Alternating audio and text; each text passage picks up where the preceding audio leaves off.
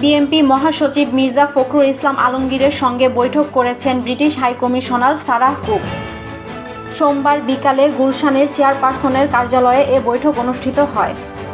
BNP মহাসচিবের সঙ্গে দলের স্থায়ী কমিটির সদস্য আব্দুল মঈন খান, আমির খসরু মাহমুদ চৌধুরী, কেন্দ্রীয় নেতা শামা ওবায়েদ ও তাবিদ আওয়াল উপস্থিত ছিলেন।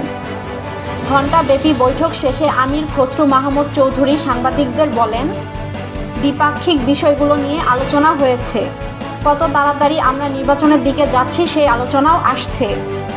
আগামী দিনে বাংলাদেশের সঙ্গে যুক্তরাজ্যের যে বিভিন্ন ব্যবসা বাণিজ্য এবং ব্যবসা বাণিজ্যের বাইরেও যে সম্পর্কগুলো আছে সেগুলোকে আরও কিভাবে এগিয়ে নিয়ে যাওয়া যায় তা নিয়ে আলোচনা হয়েছে। আর বাংলাদেশ থেকে ইউকেতে যে টাকাগুলো পাচার হয়েছে এই টাকাগুলো ফেরত আনার ব্যাপারে ইউকের ভূমিকা ও সহযোগিতার কথা আলোচনা হয়েছে। ইউকের পক্ষ থেকে সার্বিক সহযোগিতার কথা বলা হয়েছে। তিনি বলেন, বাংলাদেশে একটি সুষ্ঠু নির্বাচনের মাধ্যমে ক্ষমতা, একটি নির্বাচিত সরকারে যাওয়া ও একটি জবাবদিহি সরকার বাংলাদেশ আসার ব্যাপারটি তারা জানতে চেয়েছেন। কত তাড়াতাড়ি সম্ভব এ বিষয়টি জানাতে চেয়েছেন।